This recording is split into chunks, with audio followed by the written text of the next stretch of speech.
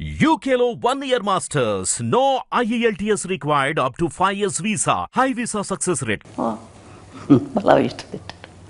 ఏదైనా తింటాడు కానీ పలావ్ అంటే కొంచెం బాగా ఇష్టం.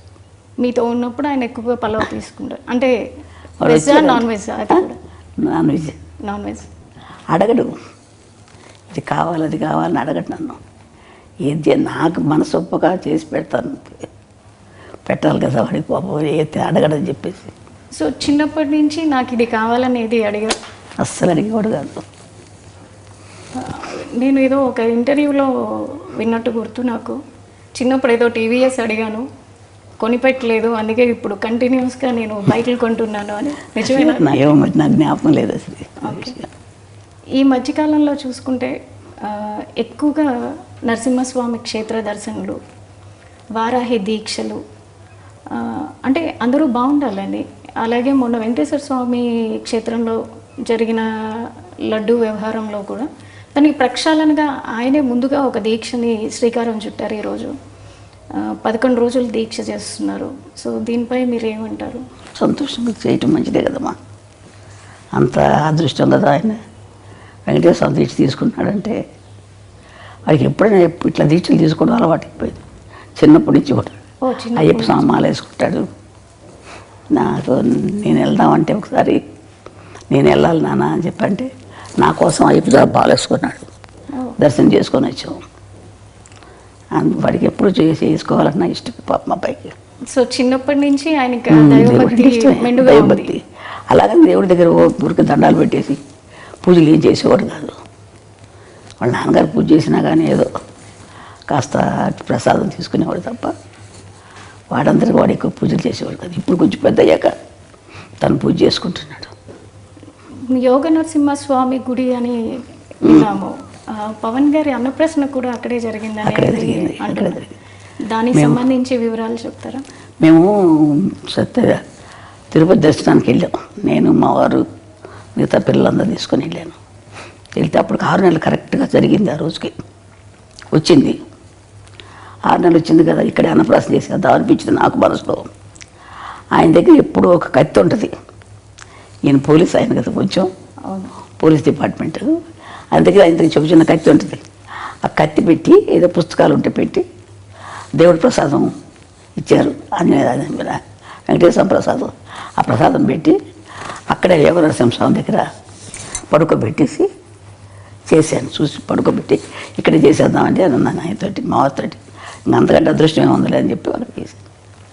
చేస్తే ఆయన కత్తి ముట్టుకున్నాడు. తర్వాత పెన్ తీసుకున్నాడు. ఓకే అంతే. సో దాన్ని ఎలా చూస్తారు మీరు? కత్తి పట్టుకున్నవారు కాబట్టి దాన్ని మీరు ఎలా భావించారు ఆ రోజున? ఏం భావించాను చాలా కోపం వచ్చిపోతాడు పిల్లడు. ఏదో ప్రజలకి ఏదో చేస్తాడని చెప్పి అనుకున్నాను నేను. అంటే అప్పుడే ఊహించారు మీరు? ఏదో చేస్తున్నాడు, కత్తి పట్టుకున్నాడు, ఏదో చేస్తాడు అనుకున్నాను. మరి పెన్ను పట్టుకున్న దానికి ఏమనుకున్నారు? అది చదువు తక్కువే వస్తుంది అనుకున్నాను. పెన్ను పట్టుకు వెనక రెండోసారి కదా చదువు. ఇది కష్టపడి పని చేస్తాడు, ప్రజల కోసం చేస్తాడు, ఏదైనా చేస్తాడు అనుకునేదని కోపంగా అందరినీ రక్షించడానికి చేస్తాడు అనుకున్నాను. అంటే వాళ్ళ నాన్నగారు బాగా తిరుగుతారండి. ఆయన కూడా పోలీస్ డిపార్ట్మెంట్ కదా. ఆయన బుద్ధులన్నీ ఉన్నాయి ఆయనకి. ఆయన గుణాలే ఉన్నాయి ఈయన కూడా.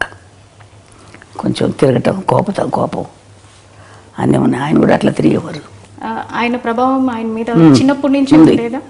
చిన్నప్పటి నుంచి వాళ్ళ నాన్నగారితో బాగా ఎక్కువ ఉండేవాడు. అటాచ్మెంట్ ఎక్కువ. లాస్ట్ కదా వాళ్ళ నాన్నగారు లాగా ఉంటాడు బుద్ధిగా. ఎక్కువ తిండి గురించి కానీ ఎక్కువ మాట్లాడు, మితంగా మాట్లాడతాడు, మితభాషి. అందుకని వాళ్ళ నాన్నకి ఇష్టం ఎక్కువ కంటే ఎక్కువ. అంటే అలాగని వాళ్ళ మీద లేకుండా లేదు. వీడు కొంచెం కామ్గా ఉంటాడు ఇంట్లో కూడా. ఎవరితో ఎక్కువ మాట్లాడేవాడు కాదు. మాట్లాడితే మా చిన్న అమ్మాయి లాస్ట్ అమ్మాయి కొంచెం దగ్గర, అందుకని దాంతో మాట్లాడేవాడు ఎక్కువ. చిన్నప్పటి నుంచి పవన్ కళ్యాణ్ గారు పుస్తకాలు ఎక్కువగా చదువుతూ ఉండేవాళ్ళ? ఎక్కువ స్కూల్కి వెళ్ళేది ఒక లేదు. కొంచెం ఇంటర్మీడియట్ 10th క్లాస్కి 8th క్లాస్కి వచ్చేటప్పుడు వాళ్ళ అన్నయ్య క్లాస్ మేము లైబ్రరీ ఉంటే బుక్స్ లైబ్రరీ ఆ బుక్స్ చదువుకుంటూ ఉండేవాడు. ఎక్కువ చదివేవాడు. ఎందుకు ఎక్కడికి వెళ్తే చదువుతున్నానమ్మా అనుకునేవాడు అనేవాడు అంతే. ఆ తర్వాత పెద్ద కూడా అదే బుక్స్ అదే చదువుతున్నాడు. అదే అలవాటు వచ్చేసింది. ఇప్పటికి కూడా పుస్తకాలు ఇంట్లో పెట్టుకొని చాలా పెద్ద పెద్ద పుస్తకాలు, వాళ్ళ నాన్నగారు కొంచెం చదివేవారు పుస్తకాలు, అవి వాళ్ళ నాన్నయ్య అలవాటు అయిపోయి బాగా అయ్యి అది ఎక్కువ చదువుతూ ఉంటాడు.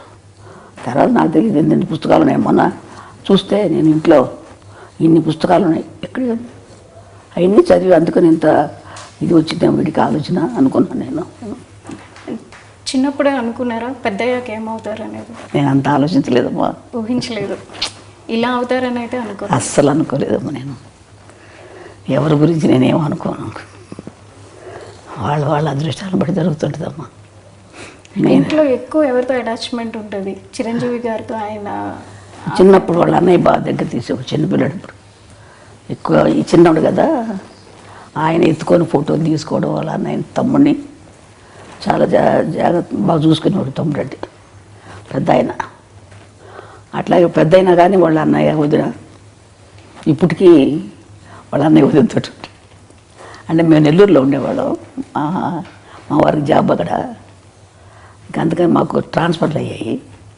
అందుకని పిల్లలు చదువులు సరిగ్గా ఉండవని చెప్పేసి నేను తీసుకెళ్ళిపోతానమ్మా అన్నాడు మా పెద్ద అబ్బాయి. కళ్యాణ్ బాబుని తీసుకెళ్తాను, అక్కడ చదివిస్తానని.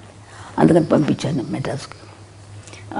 కళ్యాణ్ గారికి మీరు అన్నప్రసన్న ఇప్పుడే పేరు పెట్టి ఉంటారు కదా, చిన్నప్పుడు పెట్టిన పేరు పవన్ కళ్యాణ్ అయినా? లేదు, కళ్యాణ్ కుమార్ అని పెట్టాం, శ్రీ కళ్యాణ్ కుమార్ అని పెట్టాం. ఆ తర్వాత పవన్ అని ఎవరో పెట్టారంట, నాకు తెలియదు అది. ఇప్పుడు అన్నప్రసన్న చేసినప్పుడు మీరు ఖచ్చితంగా ఏదో సాధిస్తాడు అని అనుకున్నారు కదా. 10 ఏళ్ళు అవుతుంది పార్టీని స్థాపించి. దానికన్నా ముందు ప్రజారాజ్యంలో అన్నగారితో ఉంటూనే అక్కడ యూత్ వింగ్ చూస్తూ అప్పుడు ప్రజల్లోనే మమేకమై ఉన్నారు.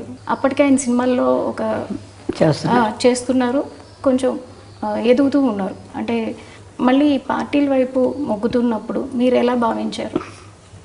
నాకు ఎందుకు ఈ పార్టీలో మనకి సినిమాల్లో చేసుకుంటే బాగుంటుంది కదా అనిపించింది నాకు. అనిపించిన తర్వాత వాడి ఇష్టం, మనం ఏం చెప్పగలం.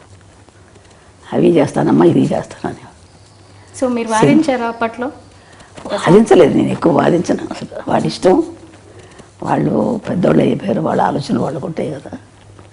మనకు పెద్ద నాలెడ్జ్ ఉంటుంది, వాళ్ళకున్నంత ఉండదు కదా మనకి మాకు అని చెప్పి నేనేం ఎక్కువ వాదించేదాన్ని కదా. అడిగేదాన్ని, నాన్న సినిమాలు చేసుకోకూడదా, ఎందుకు ఇది మనకి ఇదంటే, ఏం లేదమ్మా అది ఇది అన్నీ చేసుకుంటాను. సో కొన్ని ఇంటర్వ్యూల్లో చిరంజీవి గారు కూడా ఒకానొక టైంలో ఏమైపోతాడో, కళ్యాణ్ గారు ఎక్కువగా పుస్తకాలు చదవడం, ఎక్కడైనా ఏదైనా చిన్న అన్యాయం జరిగినా దాని వైపు ఆయన మొగ్గు చూపడం, ముందు దూకుతాడు. అది చూసిన తర్వాత నేను ఒకానొక టైంలో ఎక్కడ ఒక రెబల్ అయిపోతారో అని భయపడిన రోజులు కూడా ఉన్నాయి అన్నారు. సో మీరు కూడా అట్లా ఏమన్నా? నేను లేనప్పుడు దగ్గర లేను, మేము నెల్లూరులో ఉండేవాళ్ళు, మాకు తెలియదు, అది వాళ్ళ అన్నయ్యకి తెలుసు. సో ఇప్పుడు ఎట్లా చూస్తున్నారు? అంటే ఈ 10 years ఫ్యామిలీని వదిలేసి ఆయన ఉండి కష్టపడి ఇప్పుడు డిప్యూటీ సీఎంగా ఉండి వచ్చిన వెంటనే ఆయన మార్క్ ఎక్కడైనా చూపిస్తారు. మొన్న వరదల్లో చూసుకుంటే కనుక వచ్చిన రోజే ఆయన వచ్చిన వెంటనే ఇమ్మీడియట్ యాక్షన్ చూపించారు. వచ్చాను, తను పని చేసుకున్నారు. అట్లాగే ఎన్నైతే మనకి పంచాయతీలు ఉన్నాయో ప్రతి పంచాయతీకి డబ్బు అందాలన్న ఉద్దేశంతో ఆయన పంచాయతీలకి డైరెక్ట్గా అమౌంట్ని డొనేట్ చేయడం జరిగింది. సో ఆయన మార్క్ ప్రతి చోట కనిపిస్తుంది పొలిటికల్గా. ఇంతకుముందు మీరు చాలామంది రాజకీయ వ్యక్తులను చూసుంటారు, ఇప్పుడు ఆయన చేస్తున్న విధానాన్ని చూస్తున్నారు, అది మీకు ఎట్లా అనిపిస్తుంది? మా అబ్బాయి మంచి పని చేస్తున్నాడు అనిపించింది నాకు. వాడు ప్రజలు సేవ చేస్తున్నాడు, చాలా సంతోషం. ప్రజలకు సేవ చేయాలి కదమ్మా, మనకున్నది మనం తింటాం కాదు కదా, నలుగురు పెడితేనే కదా మంచిది, సహాయం చేస్తేనే కదా. అంతే, ఎంతసేపు ఇంకా మనం ఉంది కదా అని మనమే తినేస్తూ ఉంటే వాళ్ళకి సహాయం లేకుండా ఎంతమంది అల్లాడుతున్నారు జనాలు పాపం. మన పాటికి మన జరిగినప్పుడు ఎంత బాధ కలిగిందో నాకు అసలు అయితే. అది కానీ తర్వాత ఇంకొక ఊరు కేరళలో ఇక్కడ ముందు కేరళలో మైనాడులో అక్కడ జరిగినా కానీ ఎంత బాధ కలిగింది, ఎంతో అల్లాడిపోయారు బిడ్డలు, చంటి బిడ్డలు, వాళ్ళు వీళ్ళు ఎంత బాధలు పడిపోయి ఉంటారు. అదే నేను ఊహించుకుంటే నాకు ఎంత బాధగా ఉంటుందో అనిపిస్తున్నాను. చూస్తుంటాను టీవీలో వార్తలు, చాలా బాధ కలుగుతాము. అలాంటి వాళ్ళకి సేవ చేయాలి, తప్పదు. ఏదో మనకు శక్తి కొద్ది మనం చేస్తే మంచిదే కదా, వాళ్ళకి సహాయం చేస్తే. సెలబ్రిటీగా మీరు అనుకున్నట్టుగా సినిమాలే చేసుకుంటూ ఉంటే ఆయన డొనేట్ చేసి వదిలేయటం జరిగేది. కానీ క్షేత్రస్థాయిలో ఆయనే ఉండి పొలిటీషియన్ అయ్యాక క్షేత్రస్థాయిలో ప్రతి ఒక్కరికి దగ్గరుండి ఆయనే ప్రతిదీ అందేలా చూసుకుంటున్నారు. సో ఈ విధానాన్ని మీరు ఎలా చూస్తారు? మంచి విధానం కదా మాది, వాడికి చేసేది మంచి విధానమే. అందరికీ కూడా సర్దుకుంటాం, అందరికి సహాయం చేయటం అనేది అంత కలిసి అంత బుద్ధి